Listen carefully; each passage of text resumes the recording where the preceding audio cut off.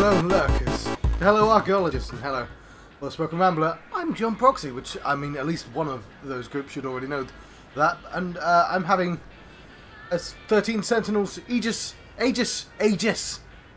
adventure, which is something the game calls it Aegis though. Okay.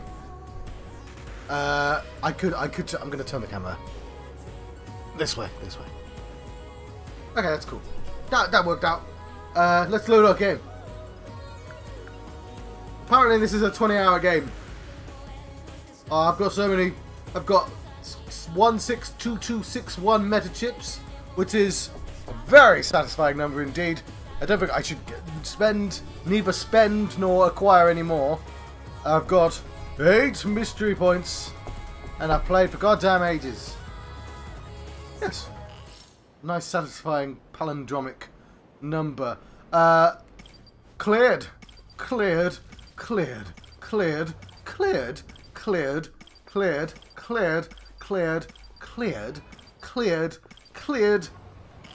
Not cleared. There you go. It's that word has now ceased to have any meaning. But I can't play any more Renya Gouto because he knows all the secrets. He knows all the secrets. Oh, I can. Hang on, wait, what? Oh yes, I can play, and I'm going to. In fact, no, I didn't mean to do that. Not yet. End adventure. Yes. We'll come back to him. We're 85 of the way. He is my go-to player for the story. We know so many of the mysteries. Oh no! Don't do that either. Okay. Now I'm actually forced to read this one and this one because the highlights are going to disappear. Okay. Upon testing the DNA of the 15 individuals for Project Ark, it became clear that Tsukasa Okano's Morimura's child. Though it wasn't through conventional birth, Morimura still feels a maternal connection to them.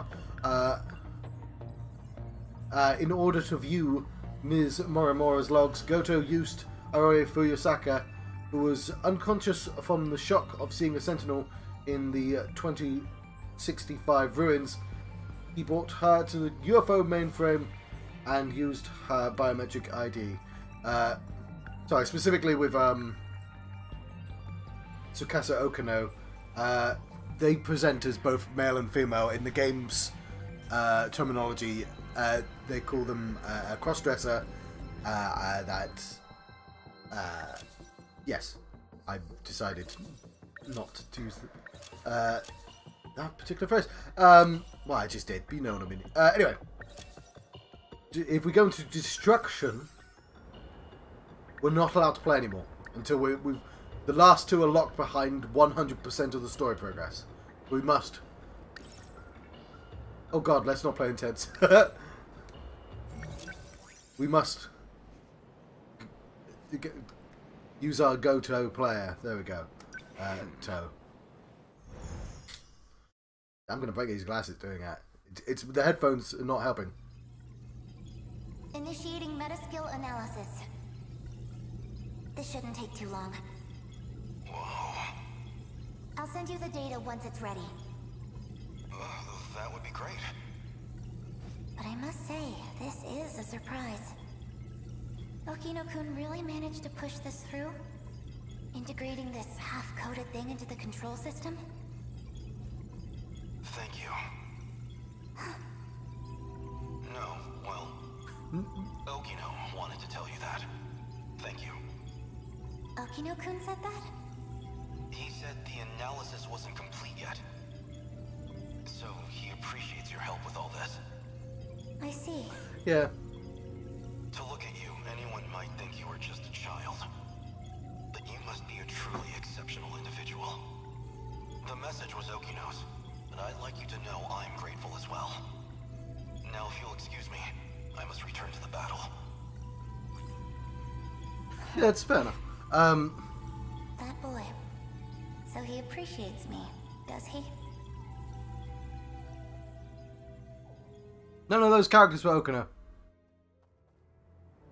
Well, that is a shame.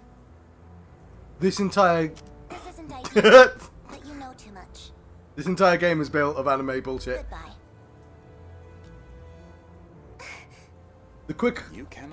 The quick answer is the world has ended. There are only 15 people left. They're in the Matrix. But one of the dead people, they're all clones of dead people. So the little girl has the mind of the old lady version of herself.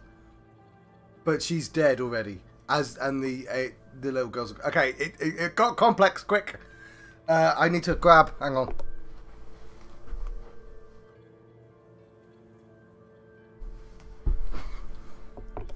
Yes.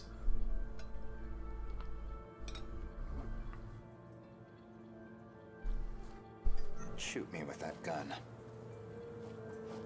So anyone who knows the truth of Aegis is a liability to you. But yeah, none of this is going to make any Liabilities sense. must be dealt with. Welcome to the Does stream. that sum it up?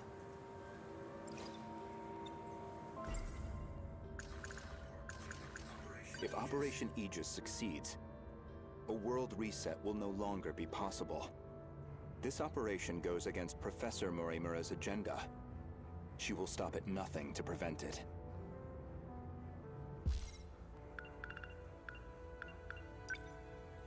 There's Professor Morimura. So yes, there are a bunch of people who were in the real world who are presumably dead at this point.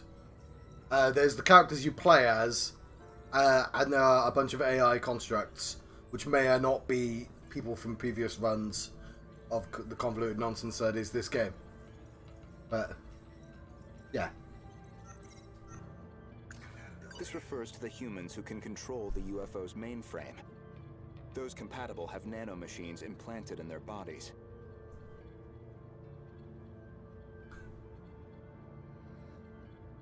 Indeed. What was I going to say? We're in a weird situation where, like, his plot has been him explaining to her what's going on, but she already knows what's going on. So it's a character in a mystery who knows what's going on, talking to the only other character who would already know, with me going, well, I don't know, but, like, it's a bit weird. Could you not have introduced somebody who didn't? I'm the only person learning anything here. 3 months prior to the Newman Inc. incident, Newman was acquired by the conglomerate Shikishima. With these interlocutors, apparently some kind of nanomachine information technology, they've become one of the world's top megacorps.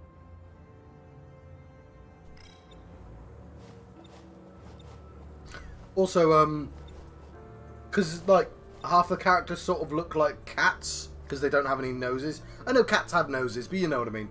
She, like, specifically, this character here has a cat-like face. So they look really funny when they get angry. If you recall, I specifically acquired this gun for your purposes. You had concerns about self-defense.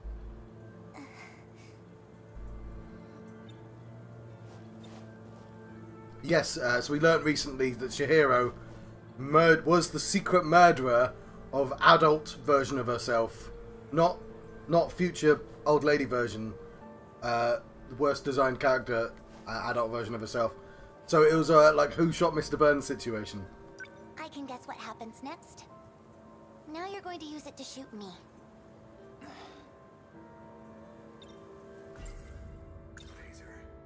Perhaps I wasn't clear. For safety reasons, neither one of us can be shot with this gun. I configured it very specifically. Explode? Also, I don't know why, but, like, all the most important conversations in this game happen in this park.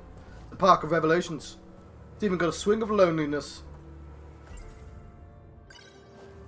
As I suspected, this gun records the time of its last discharge.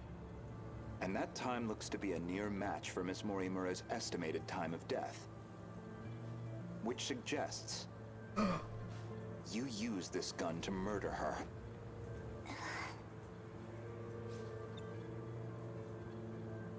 Canonically, she can't lie because the body betrays her, so she always has, like, toddler emotions. Now, on the day of the crime, you yourself were using the drone to keep tabs on Miss Morimura. weren't you? Based off of your expenses for that day, I'd presume you took a taxi to the crime scene. How much do you have in that pocketbook? Were you just playing dumb this whole time? When did you realize? What gave away that I was the professor and not her?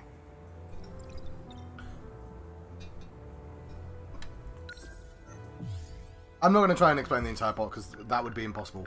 So yes, there's the other. Hang on, there are 4 versions of this character because of time travel shenanigans. She's literally not this one. Arguably like the second main character of the game, but not really important to this plot. Where's the school teacher? I've forgotten her name. Oh, I've got to be careful if I go down there.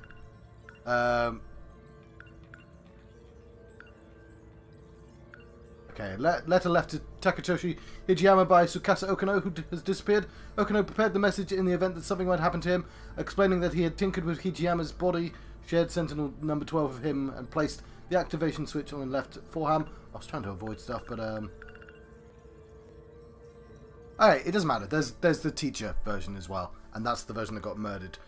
The plan, the teacher thought that they were putting their soul into the child, but they accidentally got the soul of the real life version of the character. It doesn't make it. It's fine. It's fine. I'll just continue.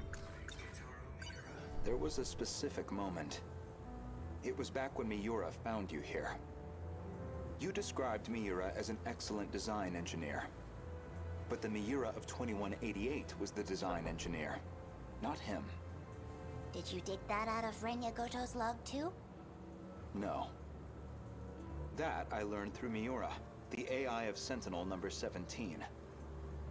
He also told me about the existence of the logs. So this is all set on a giant spaceship with 5 different time zones in, and each time zone has a mini apocalypse. I don't know why they just designed it that way. But like, they fought for a while, they were time traveling about, but they don't actually have any effect on each other. They just, for some reason, just live in different, like, West worlds, basically. So, what happens to me now? If you're not killing me, I assume you're at least locking me up? Considering what you did to Miss Morimura, I'm admittedly conflicted. But giving into my emotional reaction wouldn't solve anything. Vengeance isn't going to bring her back. So, with that in mind, I would rather choose the path that gets me closer to the truth. That is what I want now. So, to see what lies at the end of all this. I'm enjoying the sort of, because it's all pulp. Nobody came into this game asking for an actual good plotting or things like that. But like, the gimmick that this game is entirely made out of revelations is a fun one, if a silly one, right? So I've been enjoying that. I was going to make a point and I've forgotten the point I was going to make. Oh yeah, he's the only dude who knows everything, which is why he's last. Everyone else has actually had, like, things happen to them. To see what she never... Was this guy's story's just been standing in a park. Sorry. Just explaining shit. It's a bit weird. You told an obvious lie. You made it clear Jiro Izumi was not your cup of tea. So, like, even this, when every time you play as them, you get a different timeline. And look how boring this is. These aren't different timelines. They could just be a straight. So some people take advantage of this thing to do interesting gimmicks, and some people just don't. Just been listening to his theories. Yet you and Izumi shared an intimate relationship in the year 2188. That was clear enough from all the evidence I found. Even the placement seemed intentional. You and Izumi, together in Sector 1. You died before you could set up the memory transplant. At that point, I can only assume, Izumi sympathized with you and helped carry out your vision. I can certainly understand Kengo Ogata's motive. He just wants to live again. But you, why are you so intent on transplanting your memory? Oh yeah, sorry, that's the thing I forgot. So, if an apocalypse happens in one of the timelines, a new set of clones is going to be born in another one to try again. But some people figure this out, so they've been trying to copy each other from one to the other. But you can't. Because you're not a clone, you're an AI construct, and it's different.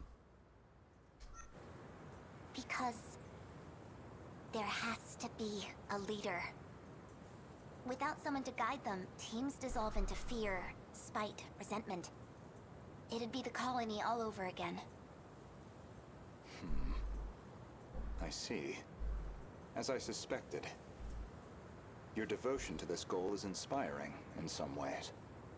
Oh yeah, and as far as I can tell, there were no villains in this game. Like, just a bunch of people that don't explain shit to each other in sinister ways. Like, Gouto spent the entire game being vaguely sinister, for literally no reason. Are you a gambling woman? I'd like to propose a bet. We'll leave the terminals alone for you. We won't let Aegis seal everything off. Your loop would still be viable. No, it won't, because Sector Zero is going to explode. As it currently stands, it'd be impossible to revert to your original plan without some compromise. But consider this. Even this final phase won't truly be the end. We'll have plenty of struggles beyond it. Plenty more pain ahead of us. If we can prove to you that we will overcome that, if we prove to you that we can face the unknown, then are we not worthy to take up your cause, inheriting your goal, and seeing it through? You make an interesting point. We can solve this problem ourselves. So my proposal is this. Let us fight our war. No sabotage. If we fail, then I could hardly object to a reset anyway. That's your bet? You don't stand a chance. Well, I suppose we'll see about that. That's the end of that particular story. Yeah, so the main gimmick of one of the main villains... Oh, no, never mind. Aegis activated. Is anyone too compromised to keep fighting? So the game did explain why... because they all appear to be naked in chambers. So in their mechs. And the reason is they're not in a mech, they're in pods. That's not actually the reason they're drawn like that, but like that's the in-game reason at the very least.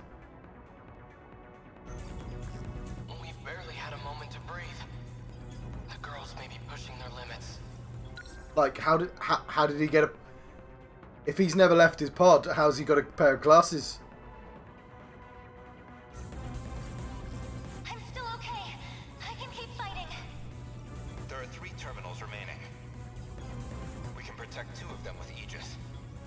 But we're on our own with the last terminal. How much longer do we need to hold out? We need to re-establish a connection with Miyuki Inaba. That's still 10 hours off. 10 hours we don't have. But her plan is our last hope. Then we fight to the last, until we have nothing left. The kaiju are heading for the next terminal. Brace yourself, Keitaro. We are soldiers, and this is the moment we train for. Hours, days, it doesn't matter. We'll hold the line. Let's go. Chihiro-san. You're listening, aren't you? If you're out there, please respond.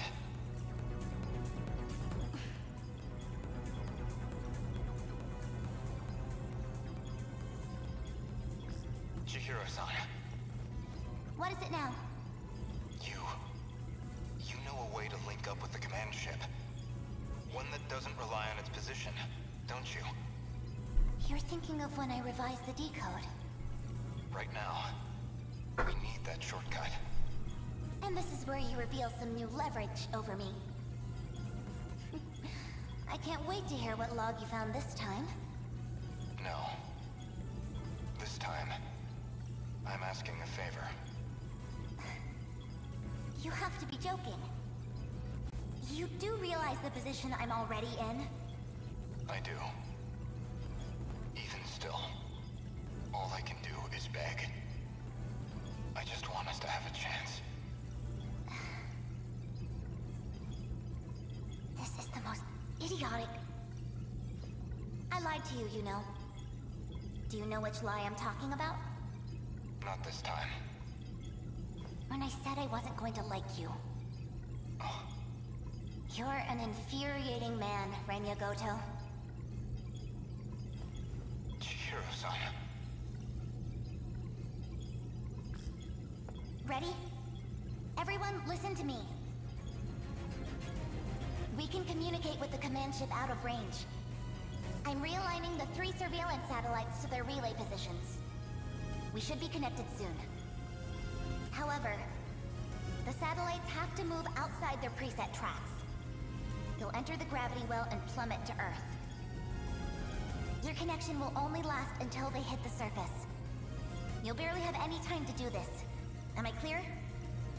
Thank you. Honestly, humans can be so irrational.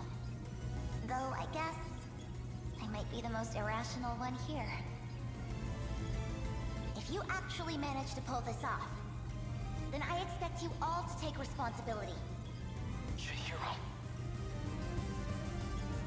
Good luck, big brother.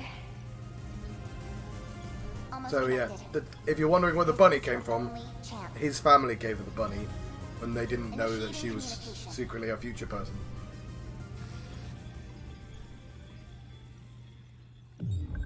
To the final battle. Oh, was that the last one? So yeah, it's we finished all the storylines now. It's quite a problematic game, I won't lie. Got ourselves some meta chips. They're all cleared. I'm going to read a few of these for my sake. If they're glowing, they're new. The scar on Miura's forehead is the result of Tsukasa Okano's nanomachine adjustment, which restarts the Sentinels that stopped working due to the DD-426 without losing his mind and suffering the effects of DD-426. It is almost giant robot time. Miura managed to endure the pain as the data necessary for starting up this Sentinels was completed. Once Okano realizes this, he installs a feature so that the data will spread to anyone who comes into contact with Miura. Taketoshi Hijiyama. When the kaiju appear in 1985, Hijiyama reads the letter Okano left for him and activates Sentinel number 12 previously on Okano's craft. Since Hijiyama and Okano shared Sentinel number 12, Hijiyama was able to communicate with Okano again in the cockpit of the Sentinel. Okano then reveals to Hijiyama that the world they are in is simulated space. The cockpit really is the real world. True. When Amaguchi was shot by Megumi Yakushiji up on the rooftop, it was activated Sentinel number 20. Prior to this, Amaguchi had already come into contact with Kaitaro Miura when he had to carry Miura back to his house after Nenjo Gata's altercation in the shopping district. For that reason, Amaguchi was already affected by the force activation code for the Sentinels that Tsukasa Okano embedded into Miura. So they've all got an on button, and one of the plot lines is you have to shoot the on button into people, but you're not allowed to tell them because that would reveal too much information. You've got to be really, really just sketchy about the entire affair. Okay, Yuki Takamiya 2. The 2188 Professor Takamiya studies self-replicating probes. Tsukasa Okano, though he dies in universal control due to an android attack, still able to communicate with Hijiyama inside Sentinel number 12. While the Sentinels couldn't be activated due to the effects of DT-426, Okano got them operational again by creating a code that reconstructed the nanomachines to nullify the effects of DT-426. He then applies the code to Miura, Sentinel number 19, which led to the completion of the Sentinel activation data. Furthermore, made it so the completed data would spread to the other pilots as long as they come in contact with Miura. Okano 2. Upon testing the DNA of the 15 individuals for Project Arc, it became clear that he is Chihiro Morimura's child. There we go, there's Chihiro, with the bun.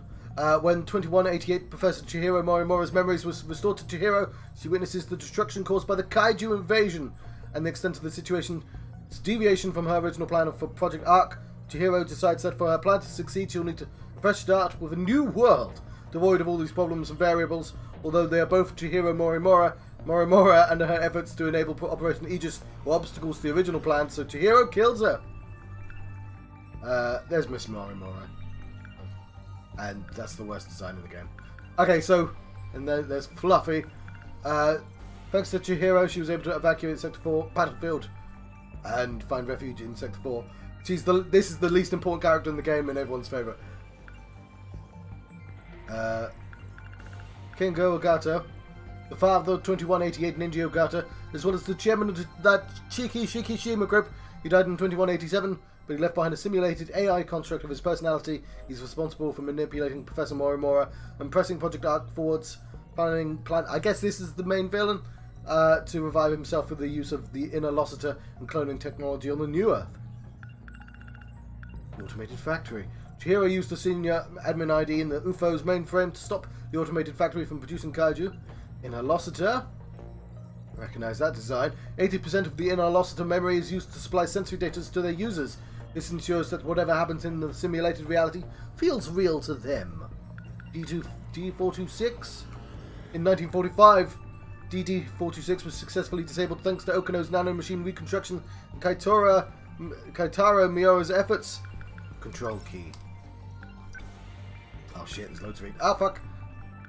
The control key is a program code within one of the 15 individuals until the world gets destroyed. The one with the key unknowingly broadcasts the command signal from their body that creates and beacon the kaiju. Initially, Nenji Ogata had the control key, but it went to Natsuno Minami after. Since anyone with the Interloster is a candidate for becoming a commander, it would be pointless to kill whoever has the control key. One of the characters tried doing this, basically. Tried murdering everyone. That'll stop the end of the world.